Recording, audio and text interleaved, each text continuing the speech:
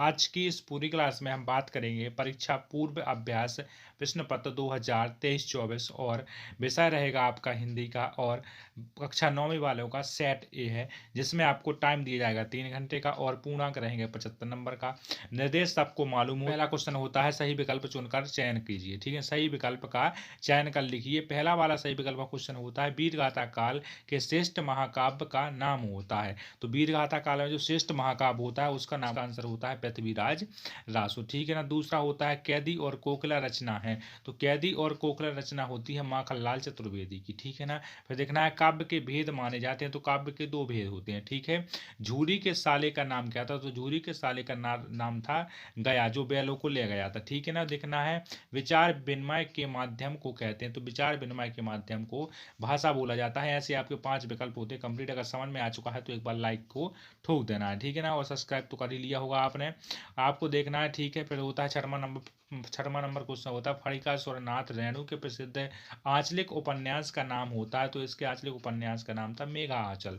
ठीक है ना। इसके बाद होता है रिक्त स्थानों की पूर्ति कीजिए। ठीक है। फिर देखते हैं रिक्त स्थानों की पूर्ति कर लिखिए। ठीक है। पहला होता है कबीर रस खान बार बार डॉट डॉट में जन्म लेना चाहते हैं। तो वे लेना चाहते हैं ब्रज गोपाल में। ठीक है ना। ब्रज गोपाल में जन्म लेना। दूसरा नंबर होता है कविता के शब्दांश अनुशासन का नाम डॉट डॉट होता है छंद होता है। ठीक है ना। फिर देखना है तीसरा नंबर होता है अर्थ अलंकार में चमत्कार डॉट डॉट के कारण होता है। तो ये अर्थ के कारण इसमें चमत्कार होता है। महादेवी वर्मा ने बाबा उन्हें डॉट डॉट बनाना चाहते। महादेवी के वर्मा जी के बाबा थे पिताजी, वो महादेवी वर्मा को विदुषी बनाना चाहते। ठीक है ना। फिर देखना अनंत का विलोम होता है। तो अनंत का विलोम होता है बड़ा। ठीक है ना। अनंत का विलोम होता है विशाल या छोटा।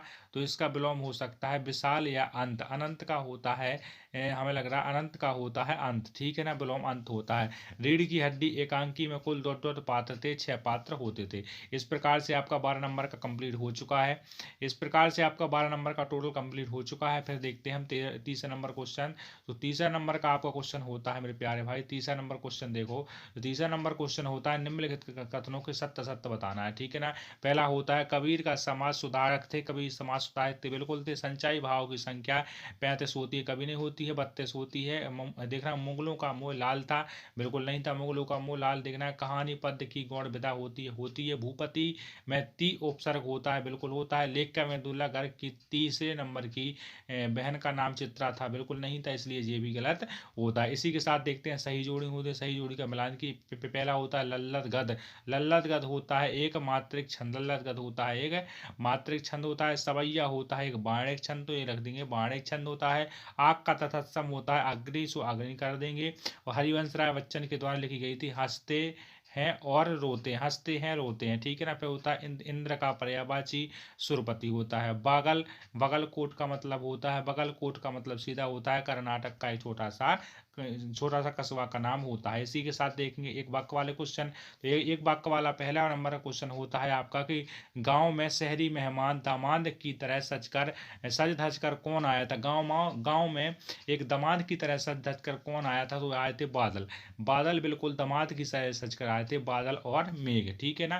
फिर देखना प्रबंधक काव्य के भेद होते हैं। तो प्रबंधक काव्य के 2 भेद होते हैं, एक होता है खंड काव्य, एक होता है महाकाव्य। 2 भेद होते हैं। आपसे नाम 2 भेदों के नाम पूछे तो पहला होता है महाकाव्य और दूसरा होता है खंड काव्य, दूसरा होता है खंड काव्य। तीसरा होता है श्यामा चरण दुबे ने किस विश्वविद्यालय में पीएचडी की उपाधि प्राप्त की थी? तो नागपुर के विश्वविद्यालय में इन्हें पीएचडी की उपाधि प्राप्त की थी। देखना रचना के आधार पर वाक्य होते हैं 2 प्रकार के, 2 प्रकार के होते हैं। ठीक है ना। ठीक है ना। फिर देखना लेखिका मृदुल्ला गर्ग की परदादी ने मंदिर में जाकर क्या मन्नत मांगी थी? तो लेखिका मृदुल्ला गर्ग ने कहा था कि हमारी बहू का पहला बच्चा जो हो वो बेटी के रूप में प्राप्त हो, मतलब हमारी बहू के पहला बच्चा बेटी होना चाहिए। ठीक है ना। ये मन्नत मांगी थी उसने मंदिर में जाकर। छठवां होता है इस जल प्रलय में पाठ में बाढ़ के पानी को क्या कहा? मृत्यु का तरल दूध बोला गया। मृत्यु का तरल दूध बोला गया है पाठ में इस प्रलय के पानी को। इसके साथ होता है छठवां नंबर क्वेश्चन। छठवां नंबर क्वेश्चन होता है पद्य साहित्य के इतिहास को कितने कालों में बांटा गया है? क्रम में कालों के नाम बताना है। ठीक है ना। सब कुछ देखा है पहले हमने।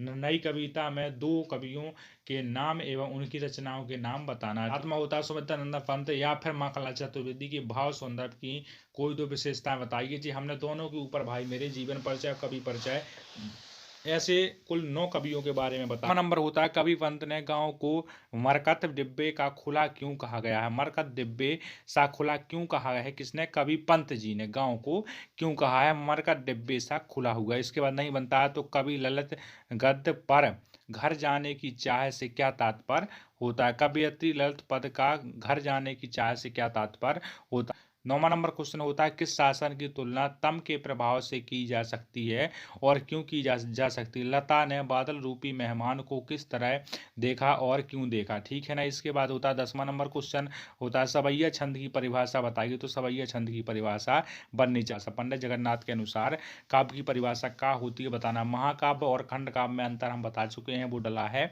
चैनल की प्रोफाइल पे।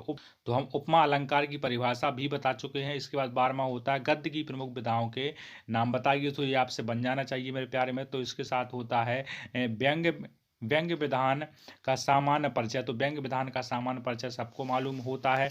और इसके साथ होता है मेरे भाई 13वां नंबर क्वेश्चन। तो 13वां नंबर क्वेश्चन होता है मुंशी प्रेमचंद और महादेवी वर्मा की कोई दो रचनाएं और इनका साहित्य में कौन सा स्थान होता है। ऐसे हम 9 कवियों के बारे में बता चुके हैं जो परीक्षा में बार बार पूछता है। हमने पहले भी आपसे ये बात कही थी। 14वां नंबर क्वेश्चन होता है किन घटनाओं से पता चलता है कि हीरा और मोती की गहरी दोस्ती थी और दो बैलों की कथा के पाठ के आधार पर कुछ वर्णन कीजिए आप, ठीक है ना। फिर देखना है जब ऊपर का नहीं बनता है तो लेखक राहुल संस्कृत यान के डाकुओं से बचने के लिए कौन सा साधन अपनाता हुआ दिखाई देता है। तो ये आपको लिखना है। इसके साथ होता है 15वां नंबर क्वेश्चन होता है सालिम अली पक्षी प्रेमी कैसे बने, लिखिए बताइए ना है। लेखिका महादेवी वर्मा ने मेरे बचपन के दिनों के पाठ में अपनी माँ की किन विशेषताओं के बारे में बताया है।